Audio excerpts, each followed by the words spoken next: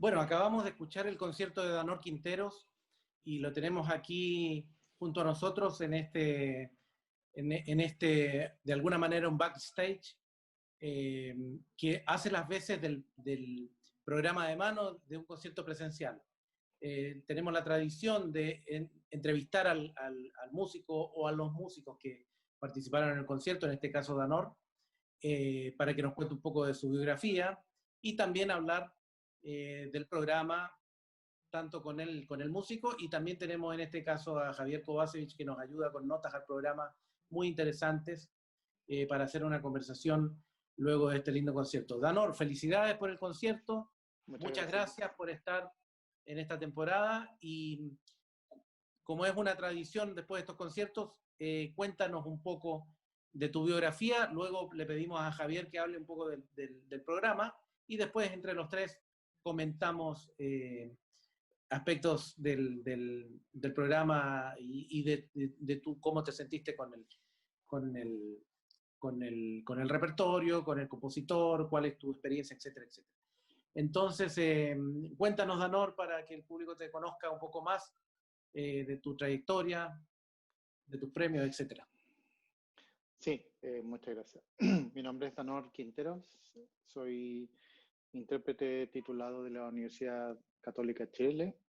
Ahí yo hice mi primera enseñanza profesional y luego tuve la oportunidad de hacer estudios de posgrado en Europa, tanto en Alemania como en Austria, en donde eh, pude lograr un grado de máster, un magíster de música y también unos diplomas de solista, tanto en Alemania como en Austria.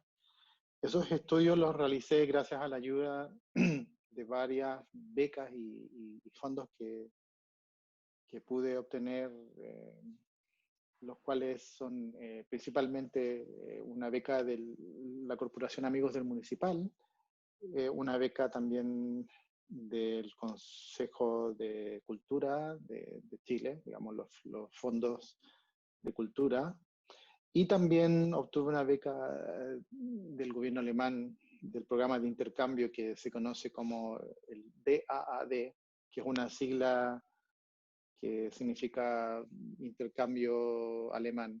Es una beca y un fondo para hacer estudios específicamente en Alemania. Y bueno, gracias a esta ayuda yo pude solventar la mayoría de mis gastos y así entonces pude dedicarme de completo a mis estudios y a mi carrera. Eh, Sobre todo cuando hice mis estudios en Austria, en la Universidad Mozarteum, aproveché de participar en varios certámenes y en varios concursos y obtuve durante esos años, que son más o menos entre el 2013 y 2018, algunos de los premios más importantes que he sacado en mi carrera en concursos internacionales como el Santa Cecilia en Porto, el concurso ENESCO en Bucarest, Rumania, el concurso Pietro Argento en Italia, en donde me invitaron al año siguiente como jurado en la competencia internacional, y también el premio Steinway en Düsseldorf, entre otros. Junto con eso también aproveché de desarrollar carrera en Chile y desde entonces y hasta la fecha he ido tratando de hacer la mayor cantidad posible de conciertos y otras actividades en el país. He tocado con la Orquesta Sinfónica de Chile, he tocado en el Teatro Municipal, en el Teatro del Lago, y también he tocado en otras regiones, como solista, en música de cámara y también con orquestas regionales. También he colaborado en varios proyectos junto a la Fundación Pianos para Chile, y lejos este es el proyecto más importante al cual he contribuido, que son esta serie de conciertos que por las razones que nosotros sabemos no se pudieron hacer de forma presencial.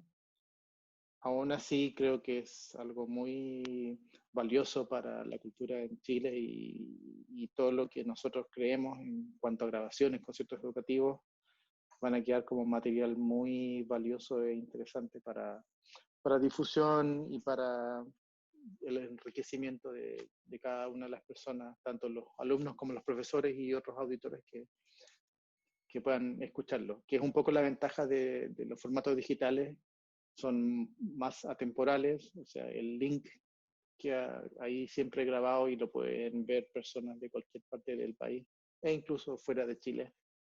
Así que estoy muy contento por eso y estoy disfrutando mucho hacer estas grabaciones junto con una muy buena productora que es Glaciar Films. Así que espero que hayan disfrutado el concierto y nos veremos en el próximo. Sí, no hay duda, Danor, que ha sido una experiencia interesante y que va a marcarnos a todos en la historia, cuando nos recordemos 20 años después, porque está quedando un material que va a ser testigo de este momento de encierro de este año, digamos. O sea, cuando en Sí. el 2030, 2035, digamos, a ver qué pasó no sé, el 2019, no me acuerdo mucho, pero el 2020 va a estar seguro y además va a estar registrado, digamos, con todos estos Sí. conciertos y toda esta cosa. Bueno, aprovechando la buena voluntad de Javier que está con nosotros y nos va a comentar un poquito del programa y luego cerramos juntos comentando ya más digamos, en detalle el programa. Adelante, Javier, muchas gracias. Gracias a ti, hola Alex y hola Danor. El programa de hoy estuvo completamente dedicado a Beethoven, que es muy importante decir, este año se están cumpliendo 250, ¿ya? El aniversario número 250 de su natalicio. Beethoven es sin duda uno de los compositores más importantes en la historia de la música occidental, por muchas razones. En primer lugar, él era un pianista virtuoso, pero además era un creador, un compositor muy rupturista, que partió bastante apegado a lo que es el estilo clásico, el estilo, por ejemplo, de Mozart o Haydn, tan característico de la ciudad de Viena, además, pero después se empezó a alejar paulatinamente de este estilo, por dos razones principalmente, ¿ya? La más importante tal vez sea la sordera que él empezó a experimentar, porque él se fue dando cuenta de que ya no estaba escuchando bien. Y obviamente esto es terrible para una persona que se dedica a dar conciertos, porque al no poder escuchar bien, de repente se dejó de tocar igual que antes. Entonces, claro, le empezaba a dar vergüenza, digo. Y fue al doctor, le recomendaron que se alejara de la gran ciudad y que se fuera a vivir al campo por un tiempo. Ahí tuvo una reclusión, que era como una especie de cuarentena, en la cual paseaba por los bosques y pasaba mucho tiempo en soledad. Y además leía y se informaba mucho sobre lo que estaba pasando a nivel filosófico y político en el resto de Europa, y en particular en Francia, donde estaban triunfando los ideales ilustrados. Él además leía mucho a Kant, a Schelling y a otros filósofos que le hicieron creer o que lo llevaron a pensar que la música podía cumplir un rol fundamental y transformador en la historia, que era mucho más que un simple entretenimiento. Y eso también se nota porque ya lo que él hace es tratar de imprimir un sello personal y un sello trascendente, un detalle, un toque que vaya mucho más allá del divertimento o de estar, por ejemplo, en una fiesta o en un evento tocando mientras la gente conversa o come. Él estaba realmente pensando en usar la música como un elemento transformador de la sociedad, como algo profundo y filosófico, y a la vez muy personal también. Entonces, por eso se cree que él es, o se dice que él fue un precursor del romanticismo musical. Después tuvo una tercera etapa que también es muy importante, en la cual él empezó a componer obras cada vez más abstractas y de una profundidad realmente sorprendente. Sin embargo, hoy me voy a referir sobre todo a los comienzos de su vida, porque es más atingente a las obras que escuchamos, ¿ya? Se suele dividir la producción musical beethoveniana en tres fases. Me voy a referir a la primera. Beethoven era de Bonn, que era una ciudad en Alemania. En este lugar, lamentablemente, él no tuvo una infancia muy feliz, porque su padre tenía algunos problemas con el alcohol, no le iba muy bien en el trabajo, no ganaba mucho dinero tampoco. En fin, tuvo una infancia complicada, lo obligaba a estudiar en la noche. De hecho, es bastante sorprendente que el amor de Beethoven haya logrado superar todo eso que vivió, porque fue bastante dura su infancia. Lo obligaban a tocar, como les contaba. Y después tuvo la oportunidad de viajar a Viena, porque lo fueron conociendo y le fueron entregando distintas becas, fue conociendo mecenas distintos, y logró llegar a Viena, donde pudo tocar para Mozart. Mozart lo escuchó según se cuenta, un poco desconfiado por el aspecto que tenía, porque lo encontraba un poco raro, no le gustaba mucho el aspecto ni la personalidad, pero lo escuchó y quedó maravillado, y se supone que le dijo a los asistentes que algún día ese joven le iba a dar al mundo de qué hablar. Y sin duda que fue así. Después la mamá de Beethoven se murió, tuvo que volver a Bonn, pero después consiguió regresar nuevamente a Viena. Lamentablemente Mozart ya se había muerto, así que no pudo estudiar con él. Estudió con Haydn, Salieri y otros. Y en esta etapa es donde empieza realmente su producción musical más formal, porque él había compuesto muchas obras, pero no les había puesto ni siquiera un opus, porque todavía no las consideraba lo suficientemente buenas como para ser parte de su obra, ¿ya? Son las famosas Werke ohne Opus. La obra que hoy vamos a escuchar es el Opus 55 número 2. Sin embargo, aunque sea el Opus 55, en realidad no es una obra tardía, ¿ya? Lo que pasa es que se publicó después. Eso es lo que ocurrió.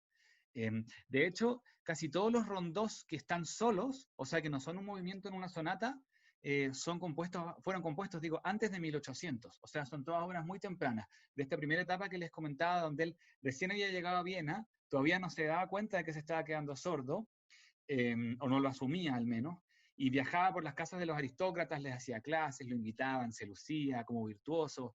Entonces es realmente la etapa más feliz de su vida. El Opus 55 número 2, como les contaba, es un rondó, que es una forma que alterna un tema principal con otros, ¿ya? Es como que hay un motivo que se identifica y después se alterna con otros que son generalmente distintos o contrastantes. En este caso es súper interesante prestar atención a las transiciones que hay entre una parte y otra, porque el conjunto está muy bien hecho, o sea, se siente una cohesión, incluso siendo que la parte del medio es bastante distinta a lo demás, ¿ya? Al final, como es frecuente, después de que aparece el tema por última vez, hay una sección conclusiva, un final muy alegre.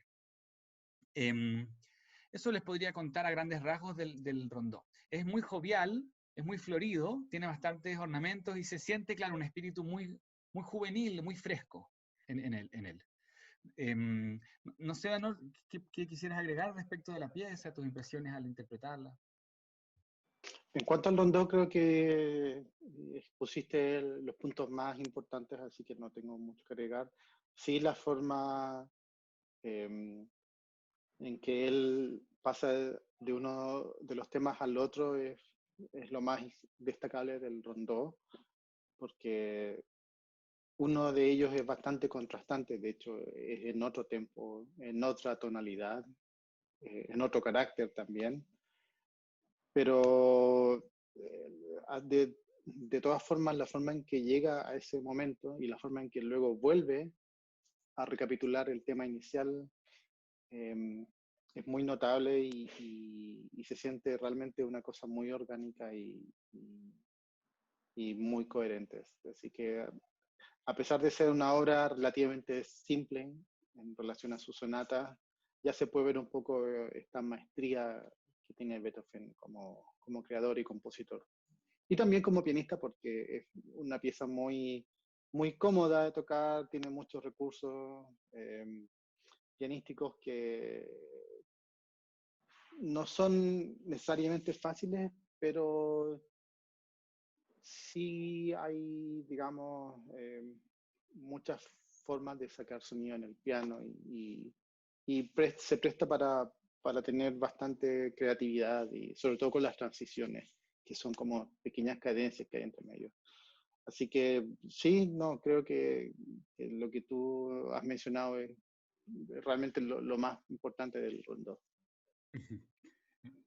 Muchas gracias. Bueno, no es contradictorio, pero es que, claro, esta etapa inicial, como les contaba, es la más clásica, entre comillas, es donde Beethoven era más feliz, pero aún así desde un comienzo se nota que hay algo especial ahí, que hay algo distinto. O sea, por muy temprana que sea la pieza, ya generalmente tienen un sello beethoveniano. Y la séptima sonata para piano, opus 10 número 3, es una buena muestra de eso, ¿ya? Fue publicada en 1798, Beethoven tenía 22 años solamente. En esta época todavía no habían salido a la luz sinfonías, cuartetos de cuerda. El piano era su principal medio de experimentación. Esta pieza, curiosamente, lo cuento porque puede ser interesante para que vean cómo era el asunto de las publicaciones. La promocionaron como una obra para pianoforte o clavecín. El clavecín es un instrumento anterior al piano en el cual, bueno, tiene un mecanismo totalmente distinto, funciona de otra forma y no se puede tocar muy fuerte, ya, ni muy suave. Se pueden cambiar los registros y hacer que suene diferente, pero no hay crescendo, no hay decrescendo. Entonces es muy raro pensar que esta pieza puede haber sido ejecutada en un clavecín. Yo creo que fue solo una estrategia publicitaria. Eso a nivel como anecdótico. Por otro lado, para algunas personas, por ejemplo, Carl Czerny, que también es un compositor que había recordado sobre todo por sus estudios, por su labor pedagógica, pero también tiene muchas sonatas y otro tipo de piezas. Para él, esta es la primera gran obra beethoveniana, su primera obra maestra. Independiente de si es la primera o no, la verdad es que es una pieza sorprendente por varios motivos. Tal vez lo más espectacular sea el segundo movimiento, por este viaje tan profundo que hace, este peso, esta gravedad que contiene. Es un movimiento denso, pero muy expresivo. Incluso parece una marcha fúnebre por momentos. Intimista, también es un poco grandilocuente. En suma, es un movimiento bastante trágico. Y es largo, además. Por otro lado, el cuarto movimiento también es muy especial, es como caprichoso, innovador, tiene algo de humorístico quizá, porque su tema, como pudieron escuchar, tiene 3 notitas, hace tararán, después hay como un silencio en el que uno espera que algo pase, tararán. O sea, es un tema muy especial, ese silencio, esas interrupciones, para mi gusto son algo muy sorprendente, muy original y muy bonito. Al tocarlo también uno como que ese silencio es un momento muy importante. Bueno, también tenemos, por supuesto, el primer movimiento, el presto, que significa rápido. Tiene muchos materiales que van uno después del otro.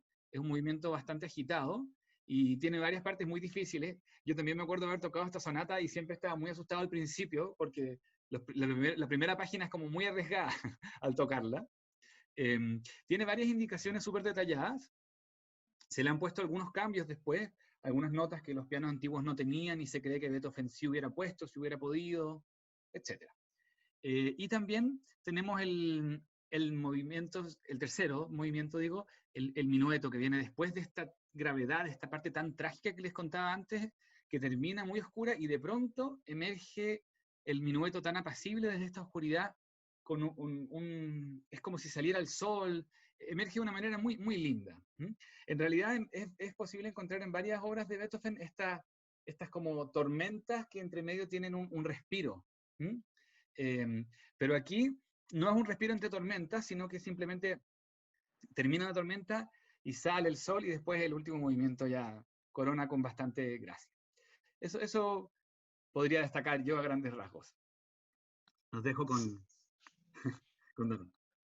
Sí, sí, me parece muy bien lo que dijiste. Creo que es muy importante recalcar la gravedad en cuanto, no, la palabra no es gravedad, sino que la fuerza de atracción gravitacional, si se puede decir, del segundo movimiento, porque en una sonata se espera que, aunque sea dividida en distintos movimientos, generalmente son contrastantes, un movimiento rápido, un movimiento lento, luego uno más rápido. Se espera que la proporción de estos movimientos sea bastante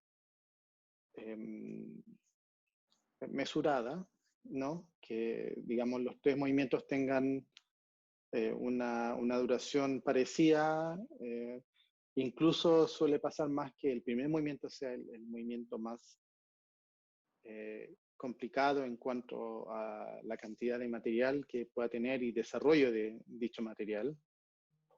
Pero en este caso, en esta sonata, tenemos un primer movimiento que dura tal vez con repeticiones 5 minutos, y luego tenemos un segundo movimiento que puede llegar a durar 11 minutos incluso o más, lo cual es algo completamente inesperado y completamente ajeno a lo que nosotros entendemos como el paradigma de una sonata clásica.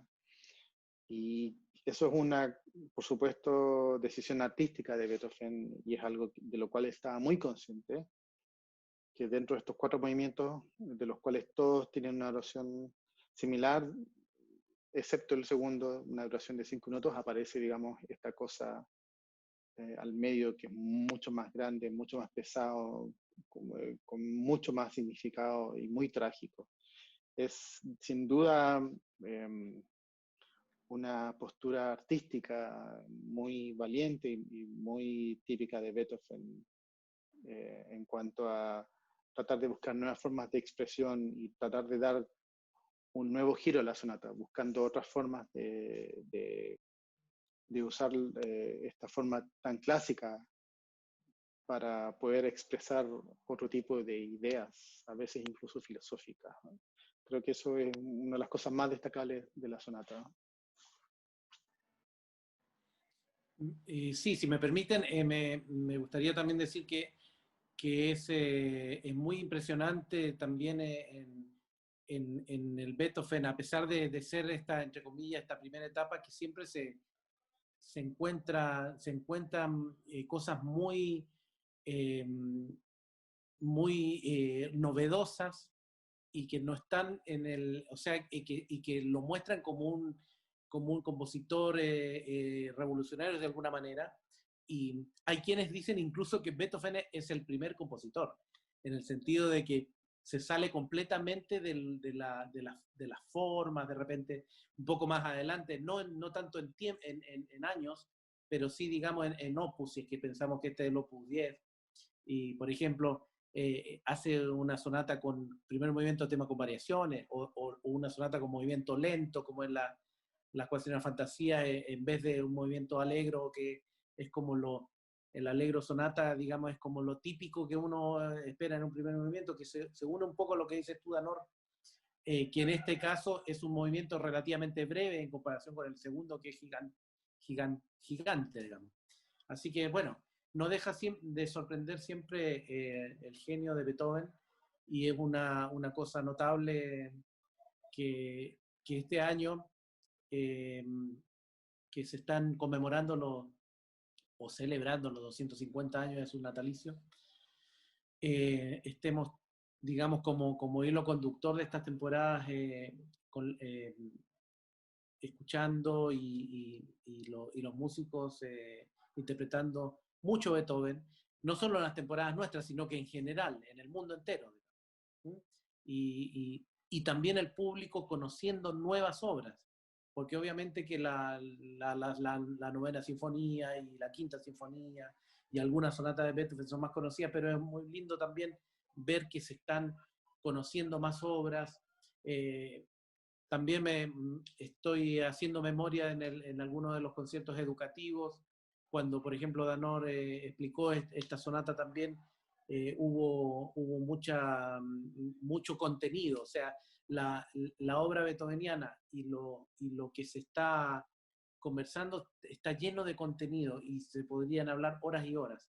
Yo, de todas maneras, Danor, te quiero agradecer por tu concierto, Javier también por estar con nosotros en esta especie de notas al programa. Bueno, y al público contarle que cada viernes, sábado y domingo de noviembre y diciembre hasta el 20 de diciembre hay varios estrenos de conciertos, y en la lista de reproducción del canal de YouTube de Glaciar Digital van quedando todos los conciertos. Pueden ustedes disfrutar de los estrenos, pero también volver a repetir algunos de los conciertos que ya han sucedido. En total van a ser 50 a lo largo de todas estas temporadas. Bueno, y Danor eh,